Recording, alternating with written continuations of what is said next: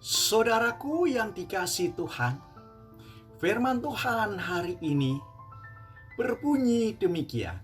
Matius 1 ayat 23b. Mereka akan menamakan Dia Immanuel, yang artinya Allah menyertai kita.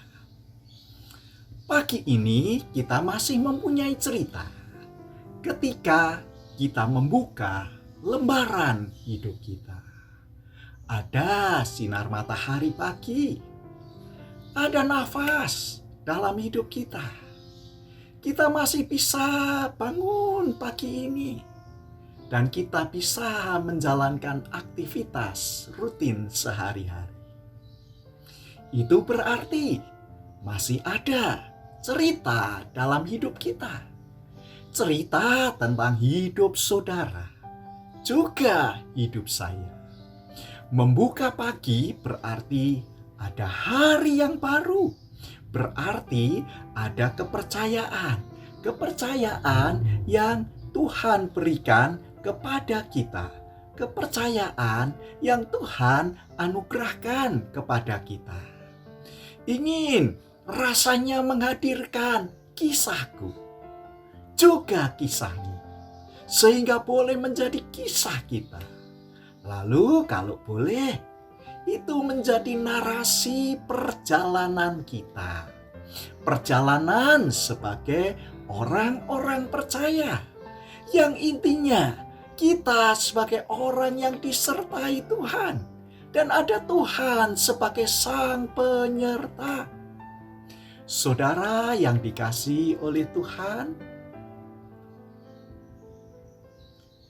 seperti sebuah lembaran buku, maka lembarannya itu masih terbuka setiap harinya. Di depan kita masih ada 350 halaman yang terbuka, yang terbentang. Lalu apa yang hendak kita torehkan di dalam lembaran itu? Apakah kita akan menuliskan tentang kasih Tuhan? Atau akan biarkan kosong lompong tanpa goresan pena yang melukiskan keagungannya, yang melukis hidup kita? Saudara yang dikasihi oleh Tuhan dan yang mengasihi Tuhan, keagungan sang penyerta yang menyertai itu ternyata nyata tiap detiknya, tiap menit ke menit, tiap jam ke jam, tiap hari ke hari dalam kehidupan kita. Dan itu nyata kita alami, bukan? Saudara yang dikasihi Tuhan, maka melihat hari ini, memang jangan dilihat hanya langit. Langit bisa mendung, penuh awan yang menggayut di kaki langit. Jadi jangan hanya melihat awannya saja, tapi lihat sang penyerta dalam hidupmu. Siapa dia? Dikatakan dia adalah Immanuel. Dia adalah yang menyertai kita. Lalu kalau Tuhan menyertai kita, apa langkah praktisnya?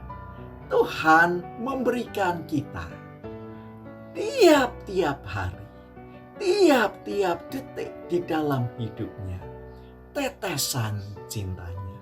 Nikmati setiap porsi tetesan itu.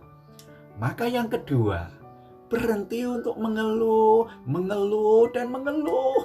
Mengeluh tanda dari hati yang tidak bisa melihat tetesan Tuhan dalam hidup kita sehari-hari.